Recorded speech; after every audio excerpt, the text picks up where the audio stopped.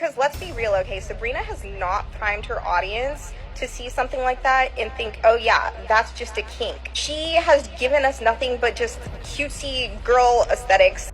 Sabrina Carpenter is finally addressing the controversy surrounding her Lolita-inspired photo shoot. A few days ago, this creator made a TikTok post comparing both pictures of Sabrina's W magazine photo shoot and the film Lolita. Everyone is freaking out and the internet is collectively losing its mind over the fact that Sabrina Carpenter announced her new album, which is called Man's Best Friend, and this is the cover. What is going on, Sabrina? Have you lost the plot? Sabrina Carpenter has rose to fame recently with this 50s to 60s aesthetic, right? You know, being very cute, sexy, and hot. But is the sexy and hot part kind of going too far now? Kind of crossing over into disturbing territory? Let's talk. Now, in case you all do not know, but Sabrina Carpenter, she is a sexual artist. I mean, let's talk. Let's be real. She has been sexual since many eras ago. I'll say around the emails I can't send era, before her short and sweet era. She was giving into those freaky sexual topics, and that's fine. You know, that's okay. That's normal. As an adult, you can discuss adult things. You know, that's not my concern at all. Okay. I think that we need to allow adults to, you know, be adults and fuck them kids. Let's be real. If you are a person who says that, oh, the children, we have to be worried for the children. We should put the effort in terms of parenting in the parents' hands, not the artist. So, I mean, let's just be very real here, right? But as of recently, Sabrina Carpenter is posing nude in magazine covers. And she is naming her new album A Man's Best Friend, like she's some pet to a man, while having her hair being gripped and groped aggressively in the cover while she's on her knees. Sabrina Carpenter, have you lost the plot? Now, many people are saying that this is a feminist act. This is a thing that she's doing for feminism. It's trying to, you know, appease the crowd of people who are women who go through things in society where they feel oppressed and all those type of things. But it's like, another side is saying you can still be a feminist without appeasing men. You can still be a feminist without giving men power in your imagery. Now, me personally, I don't think there's anything wrong with her cover. Now, I'm going to get a lot of backlash for that. I know I am. But it sparks a conversation. And I think this is important to curating an aesthetic that gets people talking. Okay. And it's working. I mean, it's working. Her recent song, Man Child, has went #1 on Billboard. Okay. So it's working. But I do think that if they were going to do this cover, I think that they should have had a bit more of an elaboration on the cover. Now, I don't see anything wrong with this cover as long as it is consensual, because let's be real, this scenario that we are seeing on the album cover can still occur in consensual ways, which is why I don't see it as this big threat and this big disgusting thing, because, you know, humans can agree to it. Some people get off by being, you know, on their knees. You know, it's just adult life. Okay. Now, I understand some people who have gone through traumatic experiences may feel like her cover to her album is just so out of touch. And for those people, I respect your opinion, because you've gone through something that has altered your view of life and altered your view of different things that you see. And that's completely normal. That's completely okay. But I do think that Sabrina Carpenter right now is just simply trying to get people to talk and have a conversation and be very controversial, because let's be real, controversy sells and controversy gets the people in. It makes you money. Now, for me, I hope that Sabrina Carpenter doesn't keep pushing this down the line even more. I hope it, I know, she's already pushing it. I'm gonna be real with you. While I don't think it's anything necessarily wrong right now, doesn't mean I don't think that it will get wrong in the future. If she's continuing to do things that are very, very, very disturbing to people, okay, it gets to a certain point where now you are pushing out your core audience. Okay, you're pushing out people who like you, and that's when I'm gonna have a problem. Okay, right now it's fun, it's cool, it's controversial. It's, you know, let's be real. Nobody who is iconic or legendary got there without some sort of controversy or some sort of conversation that is being held, that is questioning a lot of things, that is pushing boundaries, and that is causing people to be upset or confused or uncomfortable. If you really want to be a great artist, you have to invoke deep emotion.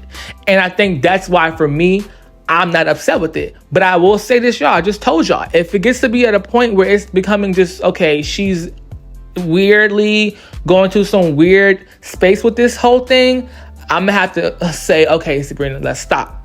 Just being real. Another reason why I feel like it is good for her to kind of be controversial, but not too controversial, is because it can push out fake fans or lukewarm fans.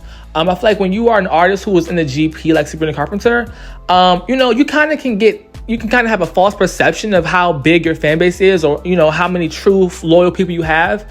And I feel like when you start having controversial moments, it kind of really shows you who's really in your corner. And it kind of really shows you, okay, this is the real core. I think sometimes when people are generally loved by all, they're very much full of they have a very fragile fan base. You see what I'm saying? An artist that has gone through hate trains or negative things and, controversial stuff versus an artist who hasn't had that much controversy in their career, the person who has more controversy, their fan base is more loyal because of what they went through. So I think Sabrina Carpenter is doing a great job at cultivating a more loyal following from doing controversial things. And I think that is going to make people who are her fans even stronger fans. And that's just how I feel. So I don't think she is losing fans. Let's be real. She is going to lose fans. I mean, that's just how it goes when you do things that are kind of questionable that everybody kind of won't get.